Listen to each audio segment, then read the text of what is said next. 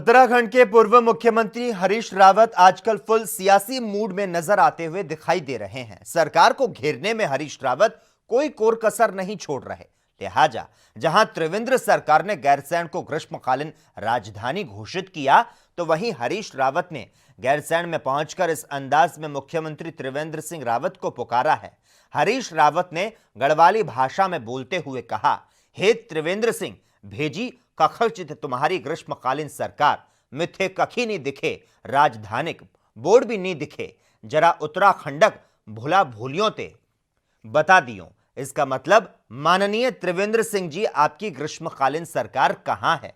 मुझे कहीं नहीं दिखी, राजधानी का बोर्ड भी नहीं दिखा, उत्तराखंड के लोगों को जरा बताइए। तो वहीं हरीश रावत के इस अंदाज से बीजेपी अब तेवर में दिख रही है। बीजेपी का कहना है कि हरीश रावत की छटपटाहट साफ तौर पर दिख रही है। जिस तरह से हरीश रावत जी गैरसैंण पहुंचे, उन्हें तो वहां के लोगों से माफी मांगनी चाहिए और मुख्यमंत्री त्रिवेंद्र सिंह रावत का धन्यवाद देना चाहिए, जिन्होंने गैरसैंण को ग्रीष्मकालीन राजधानी घोषित किया है। ये कह रहे हैं कि नीचे से नहीं दिखाई दिया होगा, ऊपर से दिखाई दिया होगा, मैं ऊपर से भी देख लेता हूँ। त्रिवेंद्र सिंह भाई जी, ग्रीष्मकालीन सरकार, आप तो ठीक से कह दिया ना। त्रिवेंद्र सिंह भाई जी, हमारे ग्रीष्मकालीन सरकार। हरीश रावत जी की छटपटाहट सामने दिखाई दे रही है। आज गैरसैंण में जाकर जिस तरीके से वो अपनी छटपटाहट प्रदर्शित कर रहे हैं, और गैरसैंण में जाकर तो उनको प्रायश्चित करना ही है, वो प्रायश्चित कर रहे हैं कि जब वो सरकार में मुख्यमंत्री थे तो उस समय वो गैरसैंण के विषय को लेकर निर्णय नहीं ले पाए।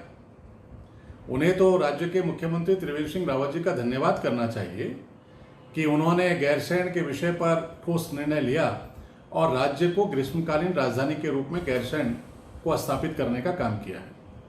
आज गैरसैंण पर्यटक की दृष्टि से है, विकास की दृष्टि से महत्वपूर्ण है, और गैरसैंण के लोगों ने उत्साह प्रकट किया है।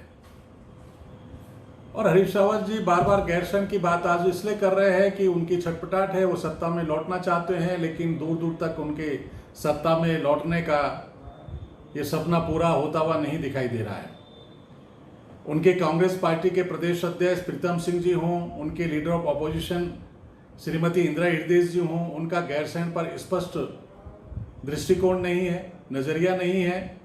हरीश रावत जी तो अपना राग अलाप रहे हैं, उनके राग में कोई भी कांग्रेस की पार्टी के लोग खड़े नहीं हैं। तो हरीश रावत जी ये सब कुछ करते रहते हैं, प्रदेश की जनता जान गई है। कोरोना वायरस के बढ़ते प्रकोप ने पूरी दुनिया में हाहाकार मचा रखा है और पूरी दुनिया में दहशत का माहौल है, और अमेरिका, चीन, इटली जैसे देशों ने अपने घुटने टेक दिए हैं, जिसके चलते भारत में लॉकडाउन लगा दिया गया। तो वहीं प्रधानमंत्री नरेंद्र मोदी और उत्तराखंड के मुख्यमंत्री त्रिवेंद्र सिंह रावत की ओर से लोगों को कोरोना वायरस से बचने के लिए चीख चीख कर सोशल डिस्टेंसिंग का पालन करने और मास्क पहनने के लिए कह रहे हैं। लेकिन इधर उत्तराखंड के कैबिनेट मंत्री अरविंद पांडे स्वयं सोशल डिस्टेंस का पालन नहीं करते दिखाई दे रहे, और कोविड-19 को रोकने के लिए जो नियम बताए जा रहे हैं, उन नियमों को कैबिनेट मंत्री की ओर से नहीं माना जा रहा। आपको बता दें, बीजेपी दिनेशपुर मंडल के कार्यकारिणी के गठन कार्यक्रम में सैकड़ों लोग मौजूद थे और उत्तराखंड के शिक्षा मंत्री पूरी तरह से लापरवाह दिखाई दिए। हेलो,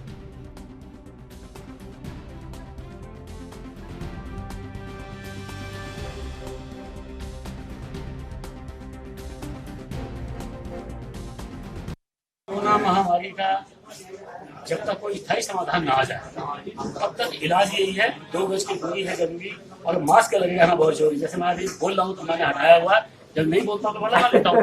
ऐसे ही मास्क बहुत आवश्यक है, इसके बिना इसे बीमारी से नहीं बचा सकता। इसलिए प्रधानमंत्री जी का जो आह्वान है, मुख्यमंत्री जी का जो आह्वान है, उसके प्रत्येक व्यक्ति को पालन करना चाहिए। लेकिन अभी के कार्यक्रम में कोई सोशल डिस्टेंस शब्द एक दूसरे के ऊपर लगे के बैठे हैं नहीं, कहीं कहीं जो आ गया कुर्सियां लगी है, ये सब सोशल डिस्टेंसिंग का पालन करते हुए लगा गया।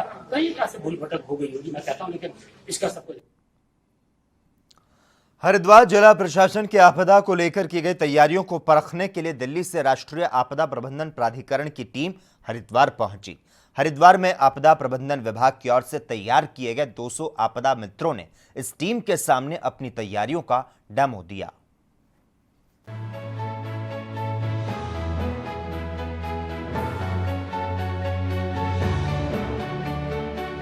राष्ट्रीय आपदा प्रबंधन प्राधिकरण की 7 सदस्यीय उच्च स्तरीय टीम के हरिद्वार डामकोठी पहुंचने पर डीएम सी रविशंकर और एसएसपी सेंथिल अबुदई कृष्णराज एस ने पुष्प गुच्छ भेंट करके स्वागत किया। इस दौरान टीम ने आपदा प्रबंधन विभाग हरिद्वार के राहत और बचाव कार्यक्रम का प्रस्तुतिकरण देखा। ज्वाइंट सेक्रेटरी राष्ट्रीय आपदा प्रबंधन प्राधिकरण राकेश कुमार का कहना है कि एसडीआरएफ एक रिस्पांस फोर्स है। जब भी आपदा आती है एनडीआरएफ के साथ भी मिलकर काम करती है। किसी के साथ आपदा मित्रों को भी पूरी तरह से तैयार करने की जरूरत है। हम इनकी तैयारी को देखकर काफी खुश हैं। हर कार्य में सुधार की जरूरत होती है क्योंकि आपदा का तरीका हमेशा चेंज होता रहता है, इसलिए इनको पूरी तरह से तैयार रहने की जरूरत है। आपदा मित्र सबसे पहले मौके पर पहुंच जाते हैं और पूरी जिम्मेदारी से कार्य करते हैं। एसडीआरएफ एक तो रिस्पांस फोर्स है, स्टेट लेवल रिस्पांस फोर्स है। जिस तरह जब भी आपत्ति आती है तो वो डायरेक्टली कोई एक्शन तो वो एनडीआरएफ के साथ भी करते हैं। सबसे पहले एसडीआरएफ करते हैं, उसके बाद एनडीआरएफ भी आ जाते हैं। सो एसडीआरएफ का जो इनफैक्ट उसको एक्सपर्टाइज है, जो जितना आपने देखो जो आपदा मित्र के साथ है उनको शेयर करना बहुत जरूरी है। सो हम बहुत संतुष्ट हैं। हाँ बिल्कुल, सुधार वाला चीज़ ये कंटिन्यूस है इसका। सुधार वाला रिफ्रेशर ट्रेनिंग वाला कहते हैं ना, आपदा वाला है ना तरीका चेंज होते रहते हैं और इनको एकदम फिट भी करना चाहिए, मेंटली फिजिकली और कुछ टेक्निक तरीके से इनको फिट रहना चाहिए। वो बहुत जरूरी है। हम भी प्लान कर रहे हैं इसका। इस तरह आपत्ति है, आपत्ति के निर्देश का जरूरत है। आपने अब लाकर जो लोग जाके फील्ड में जाते रहते हैं, सो ये डीएम साहब वगैरह ऐसे सब करते रहे होगा, इसमें कोई इस वाले निर्देश वाला बात नहीं है। बट करना तो अच्छी बात है। हम भी मदद करेंगे जितना हमने करने, तो हम सारे दिल्ली से बाहर आकर देखना है, हमारे भी इनफैक्ट एक मैसेज मिल जाएगा ना। हमको भी सीखने के लिए मौका मिल रहा है किस तरह जोश है, बच्चे कैसे काम कर रहे हैं, कैसे कर रहे हैं। अभी जो डिमॉन्स्ट्रेशन है बट एक्चुअल में काम करते हैं, बहुत दिल से काम करते हैं, risk of their life also. अभी मेंबर साहब ने बोल दिया हमने हमें पूरा 350 के डिस्ट्रिक्ट में ऑलमोस्ट 1 लाख का है ना, 1 लाख का वॉलंटियर्स वैसे पैदा करने के लिए। बिकॉज ये वॉलंटियर फोर्स है ना, फर्स्ट रिस्पॉन्डर्स बोलते हैं, अंग्रेजी में बोलते हैं फर्स्ट रिस्पॉन्डर्स। सबसे पहले जो आपत्ति आते हैं, आपत्ति आने के बाद ये लोग जाते हैं इन पर। बाकी जिस तरह आ जाते हैं एनडीआरएफ है, एसडीआरएफ सारे आते हैं, उसको ट्रेन करना, जो गांव में ट्रेन करना इनका। ये आपदा मित्र के साथ भी बाकी लोग भी कुछ वॉलंटियर्स तैयार हो रहे हैं। ये मतलब नहीं, आपदा मित्र एक है ना गवर्नमेंट का एक नमूना का एक है ना, एक उद्देश्य है, ये को प्रेरित करना। हरिद्वार जिलाधिकारी सी रविशंकर का कहना है कि राष्ट्रीय आपदा प्रबंधन प्राधिकरण की टीम ने पूरे देश में 25 जिलों को चुना है, जिसमें हरिद्वार भी शामिल है। हरिद्वार के 200 आपदा मित्रों को एसडीआरएफ और जल पुलिस ने विशेष ट्रेनिंग दी है, जिनका प्रदर्शन अच्छा रहा। हरिद्वार में आपदा की घटनाएं होती रहती हैं, उनमें आपदा मित्रों का भी काफी सहयोग मिलता है। इनको एसडीआरएफ के माध्यम से ट्रेनिंग प्राप्त हुई है। आज एनडीएमए के एंटायर टीम जो है यहाँ पे पहुँचे हैं। इसमें मेंबर सर भी यहाँ उपस्थित हैं। और ये जो आपदा मित्र स्कीम जो हरिद्वार जनपद में जो किया गया है, पूरे देश में जो है 25 जनपद को चूज़ किया गया है जहाँ पे बाढ़ का जो समस्या है। ऐसे जनपदों में 200 वॉलंटियर्स जो है प्रत्येक जनपद में ट्रेन किया गया है। तो ऐसे जो हमारा हरिद्वार का जो 200 आपदा मित्रों हैं, उनका जो तैयारी, उनका जो कैपेसिटी, ये पूरा जो है अवलोकन करने के लिए आज आए हैं जो टीम एनडीएमए का। तो उनके सामने जो डेमोन्स्ट्रेशन किया गया है वो बहुत सराहनीय तरीके से जो है किया गया है। और ये बीच बीच में जो यहाँ पे घटनाएं होती हैं, इसमें कई लोग जो है ड्राउन हो जाते हैं, उसमें बचाने में जो है ये आपदा मित्रों काफ़ी सराहनीय कार्य करते हैं। इसमें एसडीआरएफ के माध्यम से इनको ट्रेनिंग प्राप्त हुई है। एसडीआरएफ, जल पुलिस और आपदा मित्र, ये तीन जो है हमारे लिए ये जो फ्लड रेस्क्यू में जो है एक मजबूत प्रणाली है। तो ये सिस्टम के माध्यम से कई लोगों का जान बचाया गया है। तो ये सिस्टम और भी इम्प्रूव होगा। तो आज एनडीएमए ने जो है फेज़ 2 का स्कीम को भी जो है अभी घोषणा किया है। तो हम उम्मीद करते हैं कि इस प्रकार का आगे भी हमारा जो एंटायर जो इलाके में जो खतरा है, उस खतरा को जो है टैकल करने के लिए हमारा जो आपदा मित्रों का जो सिस्टम है वो और मजबूत बनेगा। वहीं एसएसपी सेंथिल अबुदई कृष्णराज एस का कहना है कि राष्ट्रीय आपदा प्रबंधन प्राधिकरण की टीम के सामने आपदा मित्र जल पुलिस एसडीआरएफ की टीम ने मिलकर रेस्क्यू ऑपरेशन का डेमो करके दिखाया है। टीम की ओर से इनकी सराहना की गई है। हरिद्वार मेले का क्षेत्र है, भारी संख्या में यहाँ श्रद्धालु आते हैं। इस तरह की ट्रेनिंग से इनका मनोबल भी बढ़ता है।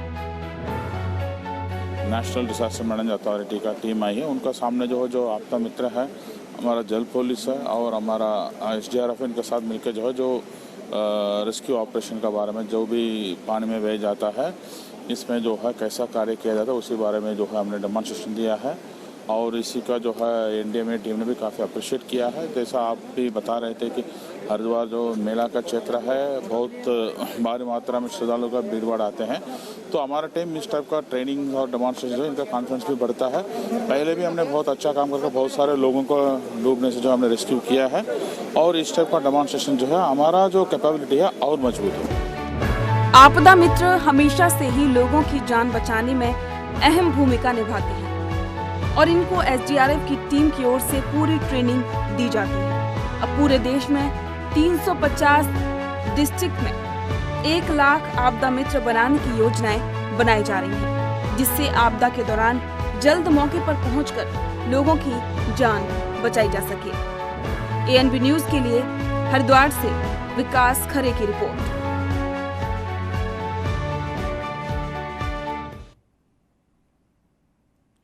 अपने उत्तराखंड में खबरों का सिलसिला लगातार जारी है। यहां पर रुकते हैं एक छोटे से ब्रेक के लिए।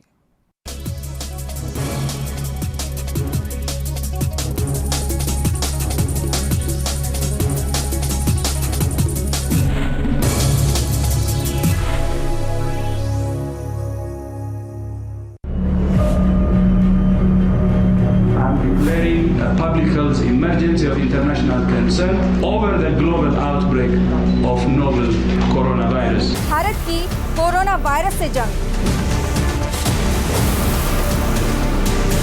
आपको चाहिए पूरी जानकारी के लिए भरोसेमंद जरिया।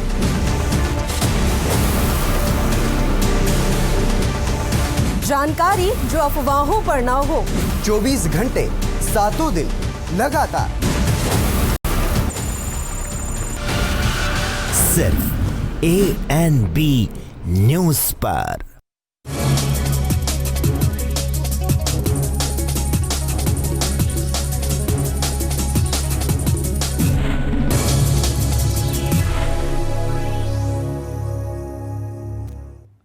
ब्रेक के बाद अपने उत्तराखंड में एक बार फिर से आपका स्वागत है। देहरादून में टपकेश्वर महादेव मंदिर में सालों बाद आज सौरमास सावन के अंतिम सोमवार में तमसा नदी अपने पूर्ण प्रवाह में दिखी। मंदिर को आने वाले रास्तों ने भी नदी का रूप धारण कर लिया, तो वहीं घंटों तक श्रद्धालु मंदिर के बाहर ही रुके रहे। जलस्तर कम होने पर उन्होंने मंदिरों के दर्शन किए। माता वैष्णो देवी गुफा योग मंदिर की सुरक्षा दीवार भी तेज प्रवाह में बह गई। मंदिर के संस्थापक आचार्य विपिन जोशी ने बताया कि कई सालों के बाद इस तरह नदी का जलस्तर बढ़ा है।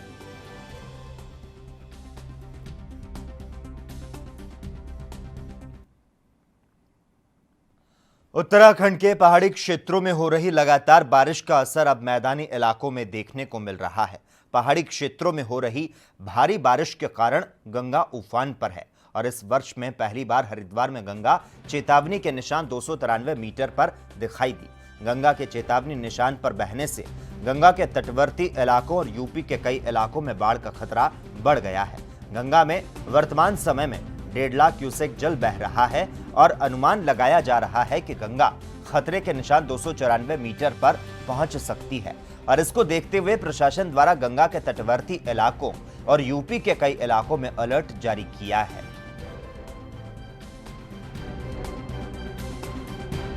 अभी जो है क्योंकि पहाड़ों पर अत्यधिक बारिश हो रही है लगातार, तो अब तक के इस सीजन में मतलब गंगा अलर्ट लेवल पे नहीं पहुंची थी, लेकिन आज दोपहर 12:50 पर लगभग हमारी साइड से फ़ोन आया कंट्रोल रूम से कि वहाँ पे गंगा जो है 293 मीटर के लेवल पर अलर्ट लेवल पर पहुँच गई है।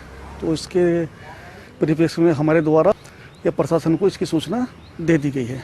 फिलहाल जो 1 बजे जो डिस्चार्ज पास हुआ वो लगभग 1,60,000 क्यूसेक रहा। अभी तो लगभग उसी लेवल पर बह रही है, तो हम लोग लगातार निगरानी रखे हुए हैं। तो जैसे भी ऊपर या नीचे होगा तो उस हिसाब से मतलब जिला प्रशासन को सूचित कर दिया गया। हाँ, इस बार पहली बार ऐसा हुआ कि पहली बार पहुंची है आज, बाकी तो क्योंकि सामान्यतः जो पिछले वर्षों में रहा कि सितंबर के दिनों में मतलब पहुंचा करती थी, लेकिन इस बार थोड़ा बारिश का तो ज़्यादा है या कुछ भी, तो ऐसा हुआ कि मतलब आज पहुंची है।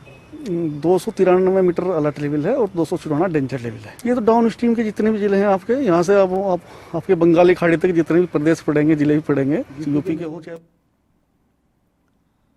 वहीं ऋषिकेश शहर में ही नहीं बल्कि पूरे उत्तराखंड में प्रसिद्ध मधुबन आश्रम में मनाई जाने वाली श्री कृष्ण जन्माष्टमी का नजारा इस बार लोगों को साक्षात देखने को नहीं मिलेगा।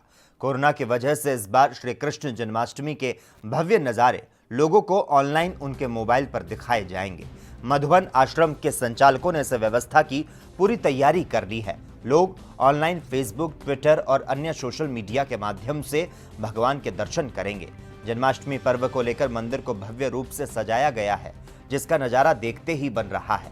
मंदिर में दर्शन नहीं होने की वजह से भक्तों में निराशा देखी जा रही है। जन्माष्टमी पर किस तरीके से भगवान श्री कृष्ण और राधा जी का श्रृंगार किया जाएगा, इस संबंध में आश्रम के महंत स्वामी परमानंद ने जानकारी दी।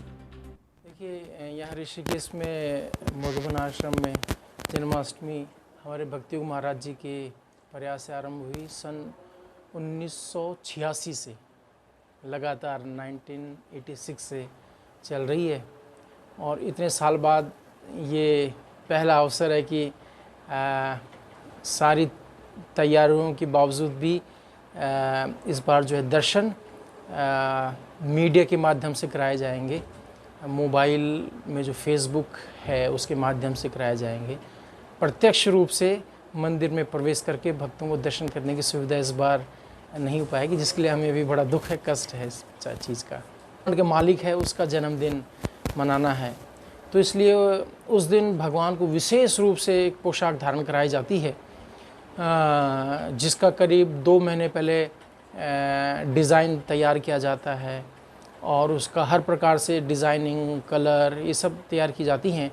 और वृंदावन में इसके बहुत बड़े आर्टिस्ट हैं जो इन पोशाकों को तैयार करते हैं, तो लगभग उनको 2 महीने लगता है इस प्रकार की पोशाकें तैयार करने में और इसकी लागत लगभग 2 से 2.5-3 लाख तक इसकी जो है लागत जाती है।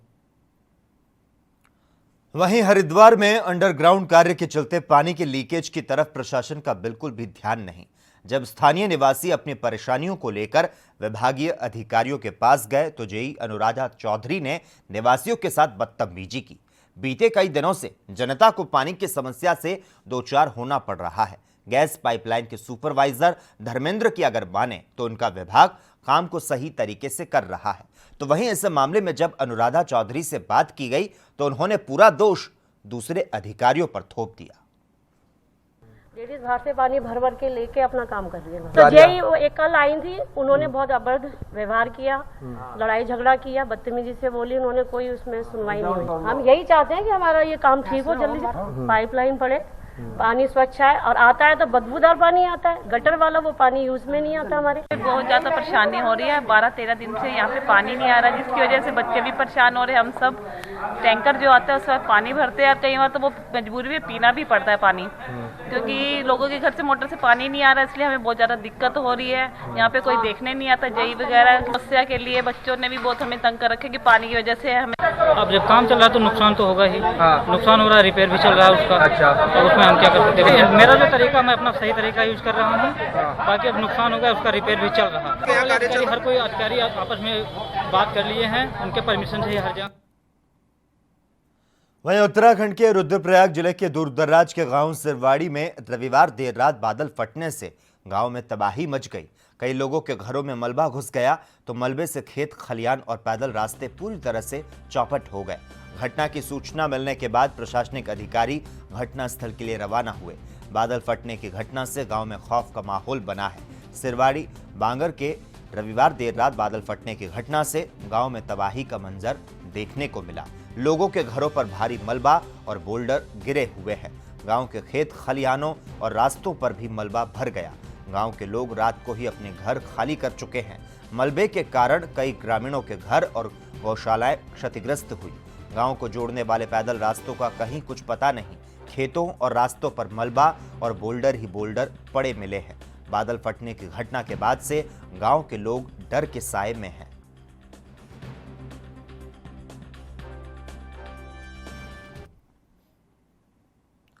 रुद्रप्रयाग केदारनाथ हाईवे बांसवाड़ा के पास लगातार पहाड़ी गिरने से बाधित हो रहा है, जिससे यहां के हजारों स्थानीय लोगों को और यात्रा पर आ रहे लोगों को बड़ी कठिनाई उठानी पड़ रही है।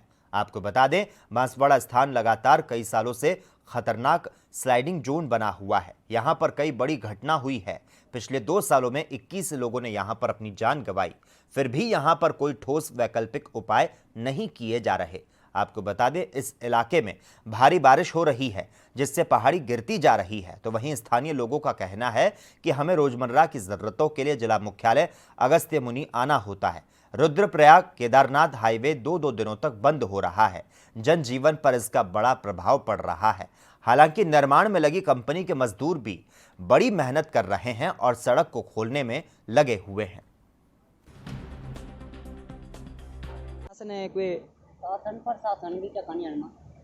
अच्छा, मतलब यो बाईपास की जरूरत आपको लगनी चाहिए। लगभग यहाँ 2-3 साल के अंतर्गत यहाँ पे 2-3 साल ना ज्यादा सालों में ज्यादा टाइम हो गया, लेकिन 30-32 आदमी यहाँ पे अपने जान गंवा चुके हैं। कोविड-19 के चलते बंद पड़े औद्योगिक प्लांट अब धीरे धीरे शुरू हो रहे हैं और इसी के साथ प्रदूषण नियंत्रण बोर्ड भी सक्रिय हो चला है।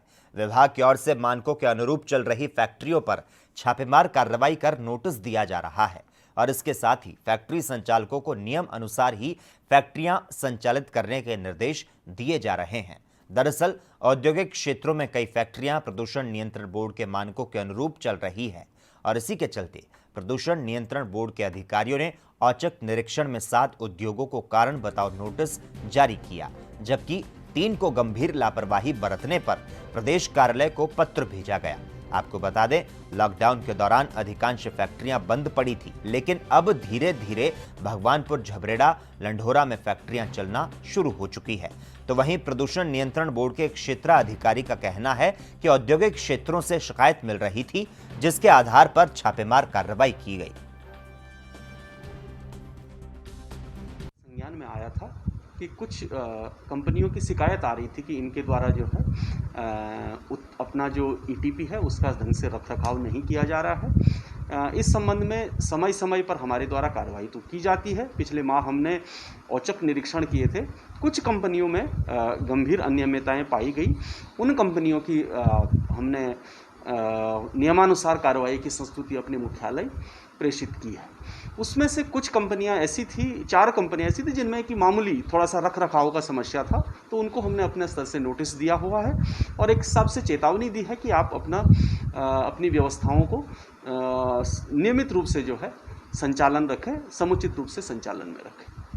बिल्कुल समय समय पर हम निरीक्षण करते हैं। औचक निरीक्षण एक तो नियमित निरीक्षण है, उसके बाद कुछ औचक भी हैं निरीक्षण, ताकि हम ये जान सकें कि उनके द्वारा जो वायु प्रदूषण नियंत्रण व्यवस्थाएं हैं या जल प्रदूषण नियंत्रण व्यवस्थाएं हैं, उनका समुचित रूप से संचालन किया जा रहा है। वहीं चमोली के गोपेश्वर पोखरी सड़क पर कार पर बोल्डर गिरने से पोखरी नगर पंचायत के ईओ नंदराम तिवारी की मौत हो गई। वाहन में 4 लोग सवार थे और इस दौरान चट्टान से पत्थर गिरते देख वाहन से 3 लोग बाहर निकल गए, लेकिन वाहन चला रहे नंदराम तिवारी को भागने का मौका नहीं मिला। कार बोल्डर की चपेट में आ गई और उनकी मौत हो गई। तो वहीं आज सोमवार को बद्रीनाथ हाईवे मलबा आने से कई जगह बंद हो गया है। हाईवे लामबगड़, पागलनाला, भनेरपानी, क्षेत्रपाल, पीपलकोटी में मलबा आने से बंद हो गया। तो वहीं मंडल गोपेश्वर मार्ग देवलथार में अवरुद्ध पड़ा है। 2 दिन से भूस्खलन से बंद गौरीकुंड केदारनाथ पैदल मार्ग आज सुबह आवाजाही के लिए खोल दिया गया। शनिवार को गौरीकुंड से आधा किलोमीटर पहले पैदल मार्ग अवरुद्ध हो गया था, जिस कारण यात्रा रुकी हुई थी।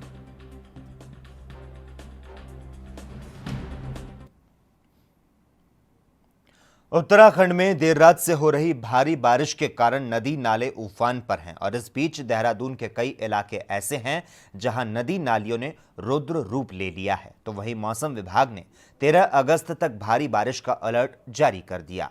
तो वहीं भारी बारिश से यातायात तो प्रभावित है ही, साथ ही लोगों के घर तक पानी घुस चुका है, जिससे आम जनजीवन काफी ज्यादा प्रभावित है।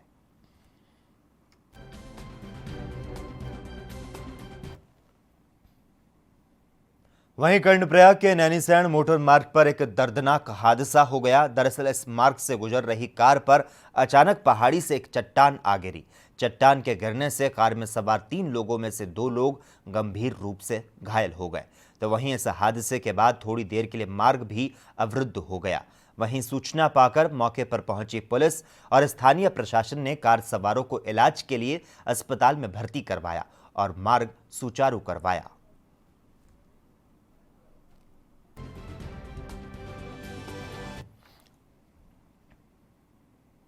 ऋषिकेश गंगोत्री राष्ट्रीय राजमार्ग 94 पर पहाड़ी से भारी मलबा आने के कारण राष्ट्रीय राजमार्ग बाधित हो गया। राष्ट्रीय राजमार्ग बाधित होने के कारण दोनों ओर वाहनों की लंबी कतारें लग गई। यात्रियों को इस बीच भारी परेशानियों का सामना करना पड़ रहा है। पहाड़ी से सड़क पर भारी मात्रा में मलबा और बोल्डर आने की सूचना मिलते ही स्थानीय प्रशासन और पुलिस मौके पर पहुंची। All weather road construction company को तुरंत मलबा हटाने के निर्देश दिए गए। जेसीबी मौके पर पहुंचकर मलबे को हटाने में लगी है। रुक रुक कर बारिश होने के कारण भी यात्रियों को भारी परेशानियों का सामना करना पड़ रहा है।